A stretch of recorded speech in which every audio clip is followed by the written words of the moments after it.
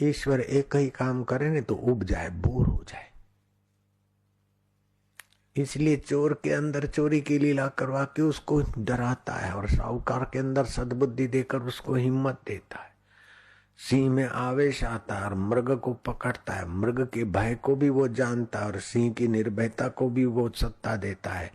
और मृग की मृग योनि से आगे बढ़ेगा, सिंह बनेगा और सिंह की आगे की योनि की यात्रा हो कराता है। क्या क्या खेल करता है प्रभु, तेरी लीला तू ही जाने, हो जग के सर्जनहार।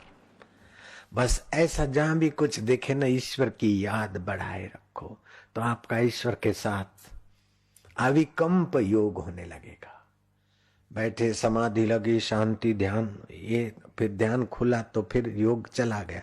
लेकिन ध्यान में बैठे तब ध्यान, और जब व्यवहार में चले तब जहां तहां जो कुछ होता है उसके पीछे ईश्वर की सत्ता का हाथ देखो, ईश्वर की प्रेरणा देखो।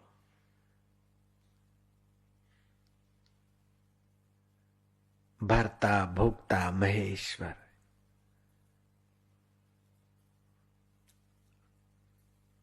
उसे ऐसी सी उसकी लीला देखकर उसे धन्यवाद दो। कभी कभी आप नहीं चाहते और ऐसा भी होता है और आप दुखी होते कि भगवान ने ऐसा क्यों किया। जब हम भगवान का भजन करते तो भगवान ने ऐसा क्यों किया। क्या भगवान नाराज है? भगवान ऐसे नहीं कि जरा जरा बात में नाराज हो जाए। कोई सरकारी अमलदार नहीं है अथवा दक्षिणा मांगने वाला कोई ब्राह्मण नहीं है कि दक्षिणा नहीं मिली और नाराज हो गए, अथवा कोई नेता नहीं कि खुशामद नहीं हुई और नाराज हो गए, अथवा कोई बाबा जी नहीं कि भाई प्रणाम नहीं किया और नाराज हो गए। ऐसा नहीं भगवान। भगवान को नाराज करना बड़ा दुस्तर है। भगवान नाराज होते ही नहीं। अगर नाराज होते भी हैं तो हमारे हित के लिए और राजी होते भी हैं तो हमारे हित के लिए। बाकी भगवान भगवान है। नाराजी और राजी तो बहुत नीचे अंतःकरण में होता है, छिछरेपन में होता है। भगवान तो सम है, परम हितेशी। सूरज नाराज हो गए, सूरज राजी हो गए, नहीं, सूरज परम हितेशी है। शुक्ल पक्ष का चंदा अच्छा लगता है कि कृष्ण पक्ष का? बोले शुक्ल पूर्णिमा का चंदा अच्छा लगता है। लेकिन भाई जितना पूर्णिमा का चंदा जरूरी है उतना ही अमावस्या के दिन भी अच्छे, और मध्य रात्रि को दोनों पूर्ण होते हैं। पूर्णिमा का चंद्रमा और कृष्ण पक्ष का चंद्रमा मध्य रात्रि को पूर्ण होते, और प्रभात काल में कृष्ण पक्ष के चंद्रमा की जो चांदनी छिटकी जाती और शांति और आह्लाद होता है उसका भी आनंद है। और संध्या शुक्ल पक्ष में संध्या काल से जो उसकी चांदनी और आह्लाद है उसका मजा है।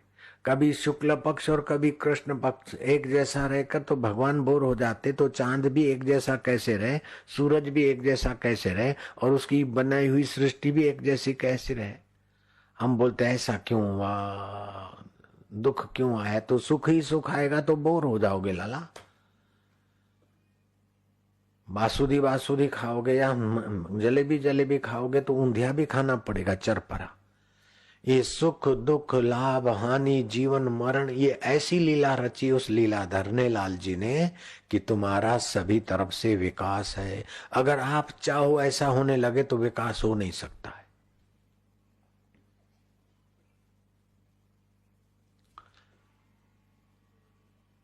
आप चाहे ऐसा होता तो आप अभी पढ़े लिखे नहीं हो सकते थे। नहीं चाहता है बच्चा के स्कूल में जाऊं। मुन्ना से पूछा बेटा तू पीएम बन जाए तो क्या करे? बोले सभी स्कूलों में छुट्टी करवा दूं, बंद करा दूं। अपनी ढपली अपना राग है, तो इससे क्या कल्याण हो जाता है क्या? सुख भी विकास का साधन है, दुख भी विकास का साधन है, बदली भी विकास का साधन है, प्रमोशन भी विकास का साधन है, रिटायरमेंट भी विकास का साधन है। विश्रांति लो, आपाधापी से एकांत में आओ। विफलता भी विकास का साधन है, सफलता भी विकास का साधन है, लेकिन उसको विकास का साधन बनाने की रीत सत्संग से आनी चाहिए, नहीं तो विफलता और विफलता ले आएगी और सफलता और आसक्ति ले आएगी, दोनों तरफ मुसीबत। कबीरा कुत्ते की दोस्ती दो बाजू जंजाल, रीझे तो मुंह चाटे, खींचे तो पैर काटे। सफलता आई तो भोगी बन गए तो पतन हो जाएगा, विफलता आई तो फरियादी बन गए तो पतन हो जाएगा। विफलता आई तो सतर्क बने, सफलता आई तो बांटने वाला बने, दोनों का उपयोग करो।